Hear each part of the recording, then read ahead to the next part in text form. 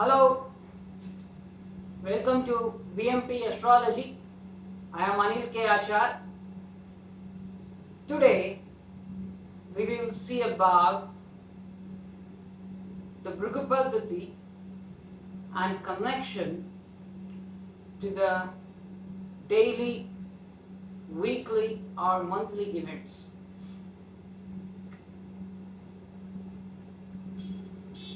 It's just like that when sun takes a 1 month to cover one sign, so for 12 signs it takes 12 months or 1 year.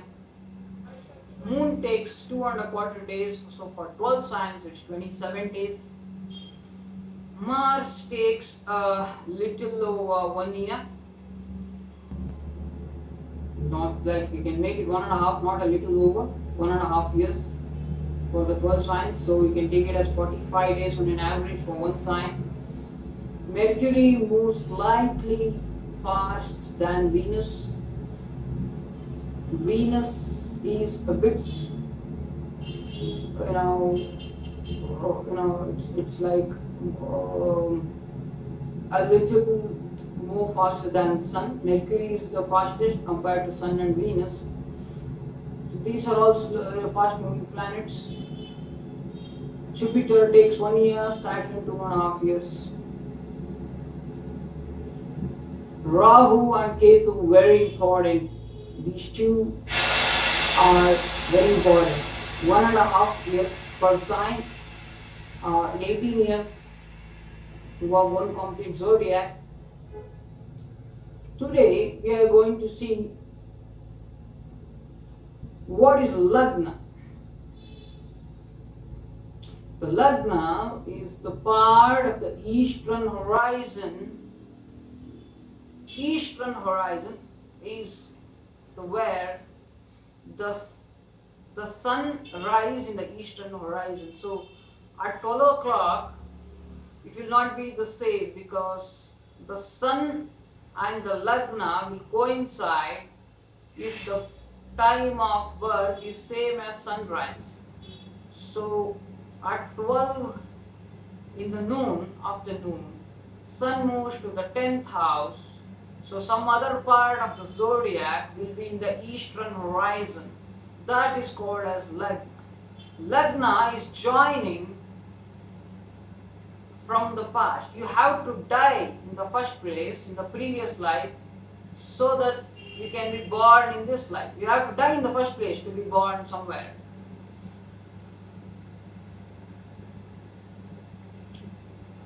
For example, if someone had a sudden death in the previous life and they have a pending of 2 or 2.5 years of Ketu Dasha or Moon Dasha, the same remaining time will be reflected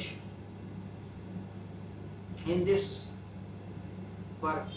If someone is having 18 years of Rahu Dasha and after the 10th year of Rahu Dasha, like 10 years and 1 month, and because of old age they just die, so the remaining 7 years and 11 months will be the pending Dasha in the next birth. So coming to the 12 signs, we know Aries to Pisces, we know it already. So let us skip that. We will try to club the houses. We all know 1 to 12. The permutation and combination of the 12 signs to 12 houses to 9 planets is very tricky. For example, today we will also see the Marana, the death inflicting houses or Marana Sthanas, which is related to the debilitated houses in the Kaala Purusha chart. We know that Aries is a place where Saturn gets debilitated. Why? It's because Lagna is self. Lagna is our self personality, our own character, longevity, everything. Lagna is self, health, fame. Saturn is a planet of limitation, diseases, and you know, he is just like a yogi kind, so he will not be able to do good. He will give a bit of solitude, misery, diseases, and of course longevity. But still, Saturn will not be able to perform. If one is diseased, he will not be able to do good karma. So that is the reason Saturn is debilitated in Aries. Lot of people ask me, why is Saturn debilitated in Aries? It is as if it is the apogee or the perigee, that is aphelion or the perihelion. No, it's not like that. If someone is having a long life but his health itself is not good, do you think he will be able to do good karma? No. That is why Saturn in the first house of any ascendant is not particularly good for anyone. So Cancer is the ascendant, Saturn in the Cancer ascendant. You have to place Saturn as if he is there in the Aries. Cancer ascendant, Jupiter in the second house. You have to place Jupiter as if he is in Taurus. Cancer ascendant, third house Mercury. Mercury, Virgo, third house, and the Gemini, which is the third house from the natural order of Kaala Purusha, all to be seen. So moving to the second house is Taurus. Taurus is where the Ketu will go to fall as per the classics. Second house is family, attachment, wealth, and Ketu is a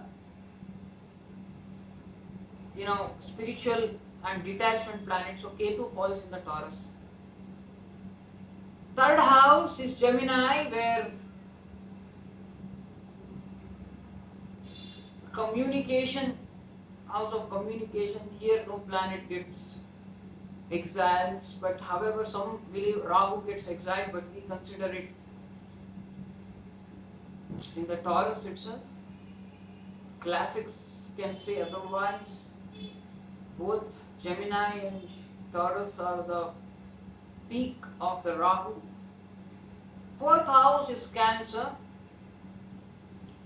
Fourth house is where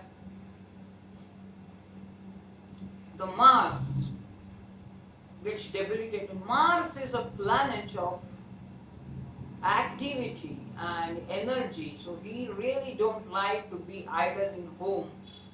So fourth house is home, so that's why he gets debilitated.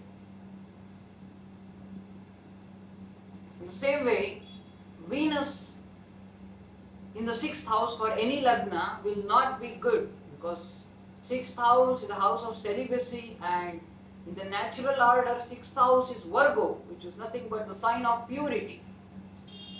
And Venus is a very emotional and sensitive planet, and it will not be able to give good results in the sixth house, because he is a planet of passion, love, and sex, passion. It is more of Rajo Guna, so it will not be good in the sixth house of celibacy. Seventh house, Sun. Sun is the king, and seventh house is opponents. King will never like to, king can welcome the other people, but king will never like to surrender in front of his enemy. So seventh is the opponent. So seventh house is really not good for the fiery planets like Sun or Mars. Mars is a planet of energy, valor. Sun is also fire, so seventh house is ruled by Venus, so fire and water never mix. So energy, valor, muscles, these things will not be helpful in love making or passion, or the seventh house is love making. It's not at all required. Some people say it is required, but it is not required. Venus is required. Eighth house, moon will fall because eighth house is a house of occult secrets and any kind of hidden place. But moon is a traveler. Moon does not like to hide. That is why moon falls in the eighth house of occult. Ninth house, no planet fall. Rahu will also fall in the Scorpio, because Rahu is a vast planet. Rahu is very vast, and Rahu is only the head part. He likes to be outside. He wants to enjoy material comforts. He don't like to be in a hidden place. So Rahu in a hidden place is not useful. Scorpio is very hidden, which is under the ground, something which is not visible. So it will not be good. Jupiter in the 10th house will not do good, because Jupiter is a planet of wisdom, peace. In the 10th house of actions, he will do good, but 10th house is something, a house where Jupiter goes to fall, debilitated, because it's a house of karma, and Jupiter is a planet of dharma. But it is not like you think it is. The 10th house is not only the karma, it is the kriyamai karma. It is the second house of the previous life. Jupiter is a planet of wisdom, and he is a planet of education as well. He will not be able to do good in Capricorn. Mercury is a childish planet. Mercury, you can call it as small children comes under the jurisdiction of Mercury. Mercury in the 12th house behaves very childish in terms of personal life or bed comfort. 12th house is not only that, 12th house is also spirituality. So only old people likes to be spiritual. So Mercury is also a good planet, but the Jupiter and Venus have something to do with spirituality. Why? Because Venus is the Bhakti Marga, Jupiter is the knowledge, Mercury is also spiritual, but it is not a very good thing in the 12th house of the Kaala Purusha. With this, we have seen the various fall of the planets. Now you will see that how to place a planet in the Kaala Purusha. You take example of Taurus as the ascendant or rising, Jupiter in the 7th house of Scorpio. So here Jupiter acts as if he is in the sign of Libra, counted from Aries. We have to take in the order of Kaala Purusha. So put Aries as the first house. Other example, Saturn in the 10th house from Taurus ascendant will be in Aquarius.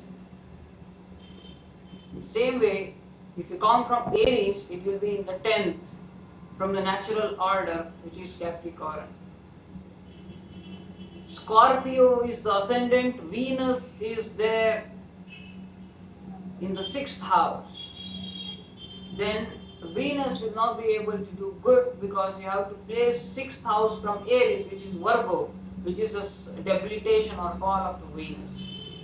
Whatever sign the house and cusp are one and the same, the whatever sign, whatever house or whatever planet you consider, you take the permutation and combination of that and also see from Aries, which is the Kaala Purusha. With this, you come to the basics and you will be able to apply for the Bhrigu Paddhati, which is nothing but a dasha system where 1 year is equal to 1 sign starting from Sagittarius. As we have seen in the previous video, the Sagittarius is the Mula Trikona of Guru, the birth of Jupiter, the starting point of Jupiter, or the Mula means the roots, the Mula means the womb of the mother. Mula is the galactic center.